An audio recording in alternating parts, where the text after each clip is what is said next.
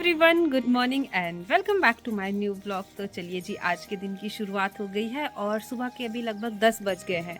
तो आज है संडे। तो संडे में तो सभी लोग ये होता है कि घर में बैठते हैं, गपशप करते हैं, बढ़िया बढ़िया खाने को बनाते हैं और फुल या घूमने फिरने कहीं निकल जाते हैं।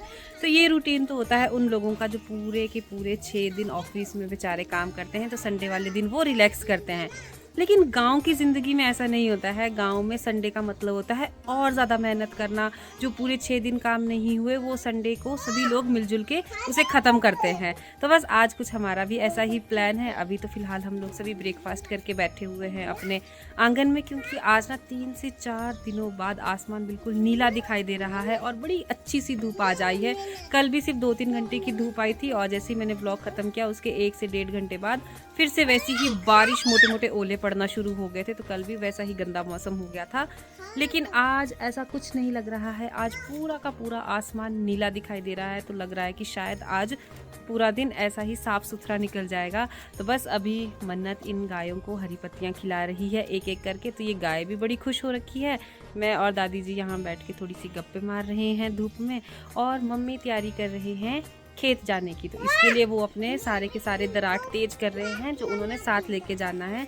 तो आज मम्मी और पापा का मिशन है कि सबसे दूर वाले खेत में जाना है, और वहाँ पे ना जिस दिन हम लोग आए थे वहाँ पे इन लोगों ने उस दिन पेड़ की छंटाई की थी। मतलब पेड़ की मोटी मोटी टहनियाँ पेड़ से नीचे गिरा दी थी, लेकिन अभी उन्हें समेटना बाकी है, उन्हें साफ़ सुथरा करना बाकी है। तो आज के दिन के लिए उन्होंने ये काम रखा है। तो बस मैं और मन्नत भी ना 3 से 4 दिनों से घर के अंदर ही बंद है। जब से यहाँ आए हैं हमें भी घूमने फिरने का मौका नहीं मिला है गांव में, खेत खलियान में। तो बस अब हम सोच रहे हैं कि थोड़ी देर हम भी इनके साथ चलते हैं। और यहाँ पीछे मन्नत ने इतना शोर मचाया हुआ है ना, मुझे नहीं पता कि मेरी आवाज़ कितनी क्लियरली आप तक आ पा रही है। तो बस अभी 5 से 10 मिनट में जैसे ही मम्मी के सारे दराट बिल्कुल तेज़ हो जाएंगे तो फिर हम लोग निकलेंगे खेत की तरफ। तो गाइस, अब हम लोगों की तैयारी हो गई है बिल्कुल खेत को जाने की। तो बस मम्मी यहाँ से गोबर की क्रेट भी उठा रहे हैं, क्योंकि रास्ते में ही हमारा वो वाला खेत पड़ेगा जहाँ मम्मी गोबर फेंकते हैं। तो बस अब हम लोग निकलते हैं। पापा थोड़ी सी देर में आएंगे। और हमारे गांव जाने के रास्ते ना बहुत सुंदर है, क्योंकि दोनों तरफ रास्ते के हरे भरे खेत है जिसमें तरह तरह की सब्जियां लगी हुई हैं, सीजनल सब्जियां। और खेत जाने के रास्ते जितने सुंदर है उतने एडवेंचरस भी है। पतले पतले रास्ते हैं, मतलब बिल्कुल संभल के चलना पड़ता है, क्योंकि गिरने का डर बना रहता है। लेकिन गांव वालों को ना इन रास्तों पे चलने का प्रयास रहता है, आदत बनी रहती है, तो इतनी आसानी से भी नहीं गिरते हैं इसमें।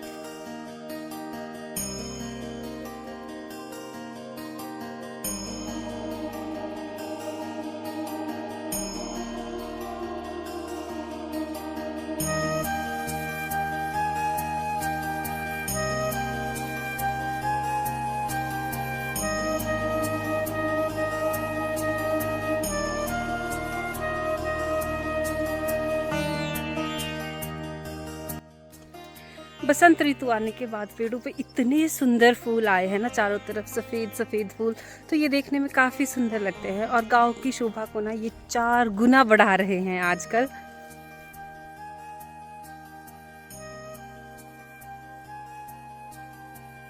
तो भाई हम पहुंच चुके हैं अपने खेत में, और हमारे घर से यहाँ पहुंचने में लगभग 10 मिनट लगते हैं। तो ये है हमारे ग्रीन हाउस, पॉली हाउस, जिनकी छत अब नहीं रही, इनकी छत निकाल दी है, क्योंकि अब इसमें कुछ भी तरह का बाग बगीचा या साग सब्जी नहीं लगाई जाती। तो अभी इन खेतों में लगाया गया है गाय के लिए घास, क्योंकि यहाँ पे घास की बहुत कमी होती है, तो इस तरह से खेतों में ही लगाना पड़ता है। तो ये घास आजकल इतना अच्छा हो रखा है, और अब जो बारिश हुई है ना, इस बारिश का इन चीज़ों को काफ़ी ज़्यादा फ़ायदा मिलने वाला है, क्योंकि अब इनकी ग्रोथ बहुत अच्छे से होगी। तो मन्नत को तो बड़ा मज़ा आ रहा है इन हरे भरे खेतों में भागने का, और हो भी क्यों ना 3 से 4 दिनों से अंदर कमरे में चूल्हे के पास बैठ के इसका भी दिमाग ख़राब हो रखा है बेचारी का। तो आज हम इसीलिए इसे यहाँ बाहर लेके आए हैं। तो अब काम भी शुरू करना है, और सबसे पहले मैं यहीं पास से बिल्कुल नेचुरल वाटर लेके आती हूँ। जो गांव में जल स्रोत होते हैं ना, जिन्हें चश्मे का पानी कहते हैं, झरने का पानी कहते हैं, हमारे यहाँ छो कहते हैं उसे, जहाँ धरती से पानी खुद निकलता रहता है और 12 महीने निकलता है धरती से खुद, अच्छे से मिट्टी से फिल्टर होके बड़ा ही स्वादिष्ट पानी निकलता है। तो अब काम करते समय प्यास तो लगेगी, क्योंकि धूप हो या ना हो, जब काम करते हैं तो बॉडी ऑटोमेटिकली काफ़ी गर्म हो जाती है और पानी की रिक्वायरमेंट बढ़ जाती है। तो काम के बीच में जाने से अच्छा है काम शुरू होने से पहले ही पानी की बोतल भर के लेके आती हूँ, ताकि जब किसी को प्यास लगेगी तो हमें फिर भागना ना पड़े और हम लोग काम को कंटिन्यू कर सके। गाँव में ना कोई प्रॉपर रास्ते भी नहीं होते हैं हर जगह के लिए, बस ऐसे ही पहाड़ में बस थोड़ा सा पैर अटकाने के लिए मिलनी चाहिए जगह, तो बस ऐसे ही रास्ते खुद बनाते रहना पड़ता है और बीचों बीच जाना पड़ता है। तो चलिए आपको भी दिखाती हूँ मैं कि नेचुरल वाटर के रिसोर्सेज कैसे होते हैं गांव में। आज भी गांव में लिफ्ट का पानी नहीं आता है। तो ये हमारे ग्रीन हाउस हैं बाहर से, ये देखिए, और यहाँ पे हमारे 2 ग्रीन हाउस है और ये जो ऊपर का एरिया है यहाँ पे हमारी गाय के लिए घास होता है। तो बस जो भी काम करना है हमें यहीं करना है, क्योंकि अगर आपको इस स्टोर शेड के पीछे कुछ दिख रहा होगा तो यही लकड़ियाँ हैं जो पेड़ से काटी गई है और आज हमें इन्हें ही सीधा सीधा करना है। इन छोटे छोटे रास्तों से, गाँव के रास्तों से ना हमारी बहुत सारी यादें जुड़ी हैं बचपन से लेके, क्योंकि अगर आप लोगों को पता होगा तो मेरे मम्मी पापा दोनों ही किसान हैं। तो हमारी पढ़ाई लिखाई का खर्चा, हमारे पालन पोषण का खर्चा खेती बाड़ी करके ही निकालते थे हमारे मम्मी पापा।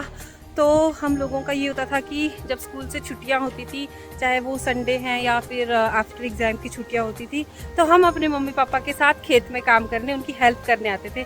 तो उस समय भी हम ऐसे ही पानी लेने हमें भेजा जाता था। तो मुझे पानी भरना है, मैं वहाँ तो पहुँच गई हूँ, लेकिन बारिश होने से ये देखिए नालों में कितने ज़्यादा पानी का ना फ्लो बढ़ गया है और बरसात में ये पानी इतना ज़्यादा होगा कि उस दीवार तक लगा होगा, इतना ज़्यादा पानी होगा। तो अभी तो बरसात शुरू भी नहीं हुई है, तो अब यहाँ से मुझे पत्थरों पर से चल के अपनी मंजिल तक पहुँचना पड़ेगा। ये देखिए, क्योंकि मैंने शूज़ पहने हैं और शूज़ में गीले कर नहीं सकती, तो इधर ऐसे। तो आज तो यहाँ पर पानी का फ्लो काफ़ी कम है और जैसे जैसे बारिश होगी ये फ़्लो काफ़ी ज़्यादा बढ़ता रहेगा। और इसी के साथ अगर मैं आपको नीचे दिखाऊं तो ये देखिए जी, यहाँ पर किसी ने अपने शिव परिवार को भी विसर्जित किया है। तो उसमें से किसी एक की प्रतिमा, आई थिंक पार्वती माता या गणेश भगवान जी की प्रतिमा, तो पानी में अच्छे से घुल गई है, लेकिन शिव भगवान अभी भी खड़े हैं। तो इसी तरह से शिव परिवार को किसी साफ सुथरी जगह पे विसर्जित किया जाता है महाशिवरात्रि के अगले दिन। तो चलिए अब मैं इस पानी की धार से पानी पीने का भर लेती हूँ।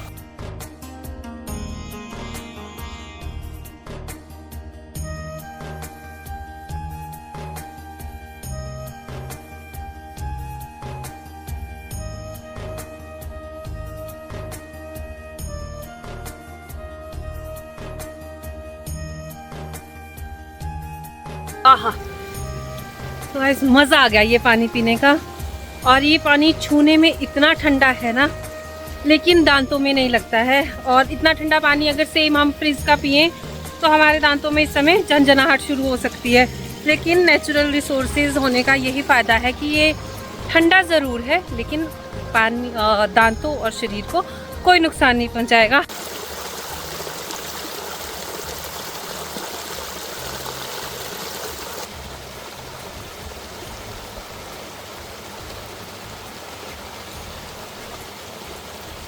तो ये जो नाले का पानी आ रहा है ना, आधे से ज़्यादा तो ये देखिए नाले में बहता जा रहा है, लेकिन यहाँ पे इस तरह का ना डाइवर्जन किया हुआ है, क्योंकि ये पानी मोड़ा गया है। यहाँ पे आगे एक टैंक है और उस टैंक में ये पानी जाता है। और क्योंकि यहाँ पे और भी लोगों के खेत है हमारे खेत से नीचे की तरफ, तो उन्होंने वहाँ पे जो साग सब्जी लगाई होती है ना, उसको सिंचाई के लिए पानी चाहिए होता है।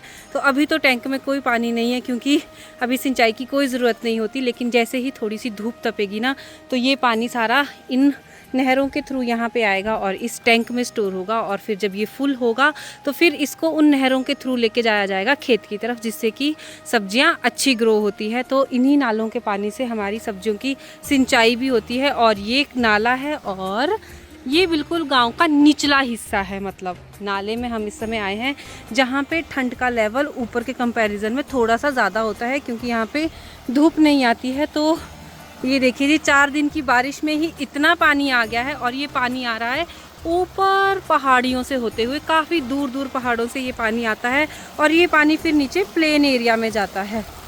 तो पहाड़ों में ये सुख है कि यहाँ पे बारिश का पानी टिकता नहीं है, सारा बह के नीचे चला जाता है प्लेन एरिया में।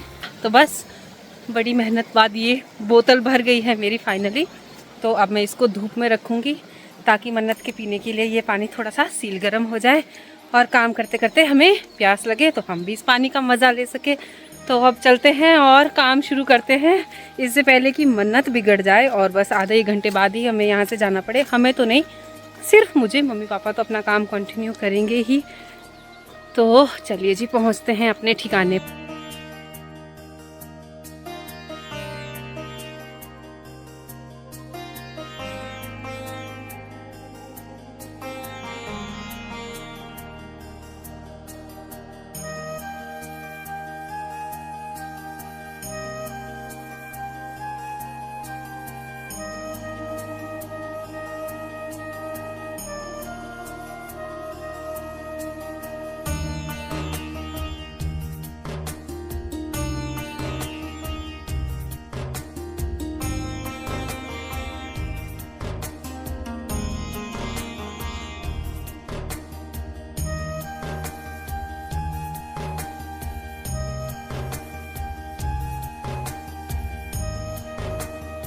तो गाइस दिन के 12 बज गए हैं और अभी हम लोगों ने कुछ हद तक तो अपना काम निपटा दिया है। 2 ढेर तो मैंने और मम्मी ने लगा दिए हैं और अभी हम लोगों ने थोड़ी सी ब्रेक ली है क्योंकि मन्नत भी हमारे साथ है तो इसको बोर भी नहीं कर सकते। तो बस अभी हम लोग ना छोटी छोटी सी चीज़ें घर से लेके आए हैं, कुछ फ्रूट्स, कुछ मीठा, कुछ नमकीन। तो बस अभी वो हम लोग खा रहे हैं ताकि हमारी एनर्जी भी बरकरार रहे। और काम करते करते ना शरीर में इतनी ज़्यादा गर्मी लगने शुरू हो जाती है कि हम लोगों ने अपने स्वेटर कोटी तो कब के निकाल दिए हैं, लेकिन उसके बाद भी अब पसीना पड़ रहा है। और यही पसीना ना सेहत के लिए बहुत अच्छा होता है। अगर शरीर से पसीना निकले तो उसके थ्रू काफ़ी चीज़ें शरीर से जो मतलब टॉक्सिक चीज़ें होती है वो बाहर निकल जाती है। इसलिए मैं तो काफ़ी ज़्यादा खुश रहती हूँ इन हार्ड वर्क करने के लिए। और हमारे ससुराल में तो इन कामों करने के लिए ना सुविधा मिल जाती है कि हमें दिहाड़ी पे लोग मिल जाते हैं, लेकिन मजठाई में ऐसा कुछ नहीं है। ना तो यहाँ पे दिहाड़ी पे लोग मिलते हैं और ना ही यहाँ पे उतनी लकड़ियाँ हैं, ना घास है। तो मतलब यहाँ पे तो जीवन और भी ज़्यादा मेहनत भरा है। तो इसलिए मुझे ससुराल में जाके ना मतलब काम मुश्किल नहीं लगता है क्योंकि हमने उससे ज़्यादा मेहनत ऑलरेडी की हुई है ज़िंदगी में। तो वहाँ तो हमें काफ़ी आसान लगता है क्योंकि घर के आसपास ही घास है, लकड़ियाँ हैं और लेबर भी मिल जाती है अगर थोड़ा ज़्यादा हैवी काम हो। तो बस अभी थोड़ी देर रेस्ट करेंगे, उसके बाद हम फिर से काम पे लगेंगे। और जब मन्नत बहुत ज़्यादा थक जाएगी, इसके सोने का समय होगा, तो मैं मम्मी भी धीरे धीरे फिर घर की तरफ निकलेंगे। Thank you.